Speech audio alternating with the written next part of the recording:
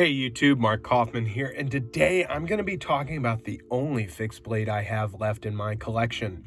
Now you're probably wondering, why do I have this cheap little fixed blade in my collection? Well, there's two reasons for that. First off, I don't want to spend a lot of money on a fixed blade knife. I don't use them all that much, and they really don't have a placement in my EDC. I mean, I just don't have a place I can carry them readily. They don't fit my daily activities all that much.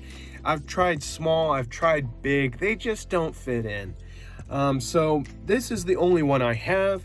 The other reason why I have this is actually it had a counterpart. The counterpart was a folding knife that looked a lot like a Chris Reeve knife. So much so that there was quite an uproar in the knife community about that knife. And they were actually calling out companies that were supplying this knife and saying that this was being ripped off by this knife. You shouldn't be selling it. And I bought it just to see how really bad it was. And it was abysmal.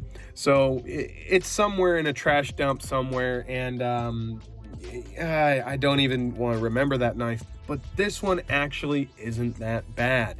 Now, the sheath is nothing special. Your standard sheath, it can accommodate quite a big belt if that's something you need or have. You have a large belt or you need it to accommodate that because maybe you want to slip something else in here. It can do that. This is actually really nice because it allows a lot of room for maybe a thicker belt or maybe another placement possibility on your person. The other thing that I really like about this knife is actually the steel. Well, I'll be honest, okay, and I'll put this out of the way. I'll be honest, the steel on this isn't great, but for the uses that I've put it through, it's actually fantastic. This knife has 3CR steel, and yes, that's not fantastic, and then there's also the serial number. It's not fantastic, but for what I use it for, it works great. I actually use this in the garden, and I use this as I wouldn't say a utility blade, but an all-purpose blade that I may use in the garage for things that you don't usually use a knife for.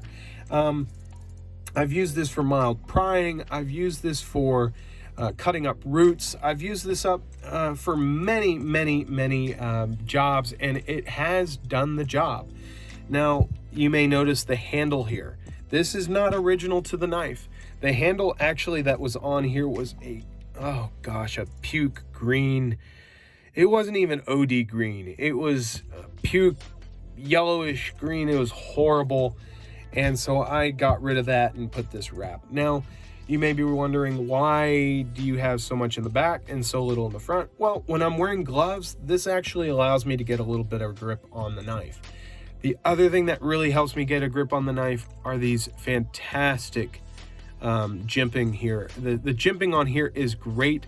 It's harsh if you're using it barehanded, but I use this with a glove almost regularly. I don't ever use this when I'm not wearing gloves. So for me, having this aggressive jimping keeps it in place, keeps what I am focused on in place, and doesn't allow my thumb to go anywhere.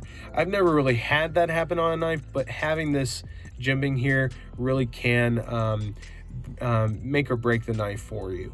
So that is this aspect of the knife. Now, the other part of the knife I really like is the grind.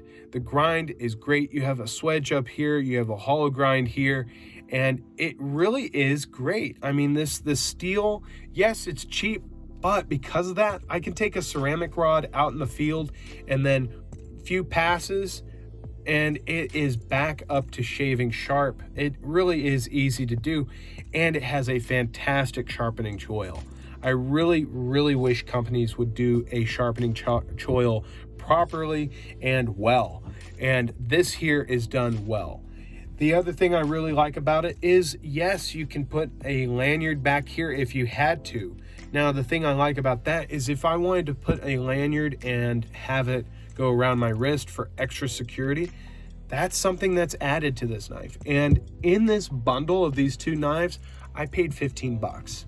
So this is an extremely cheap knife, but it is a good knife and it does the job well. And if you lose it, break it, damage it beyond repair, you are not out a lot of money. For me personally, fixed blades should be pretty inexpensive, no more than $50, because if I'm carrying a fixed blade, I'm probably going to abuse it more than something like this. I'm not going to abuse this too much, primarily because this is a folding knife, whereas this is a knife that can be abused and can be used. So a few of you had asked what fixed blade I still have in my collection, and this is it. Schrade Oldtimer 11368. And yes, it's not one that is a popular knife. I mean, I've had an Essie Azula, and that was a great knife, but it was a little small and they're a little pricey. I mean, people are on budgets, and for me, I don't want to pay more than $35 for my fixed blades, to be honest, because I'm going to abuse them. I'm going to really beat them up. And this one has held up very well. So thank you guys again for checking out my channel and checking out my review of this Schrade Oldtimer. I hope this serial number helps you find it somewhere else if you're interested in it. But if not, just look up Schrade box set or clam pack set. That's what I got this in. So till the next video, I hope you have a great day or night wherever you may be. I'll talk to you later in the next one. Bye-bye.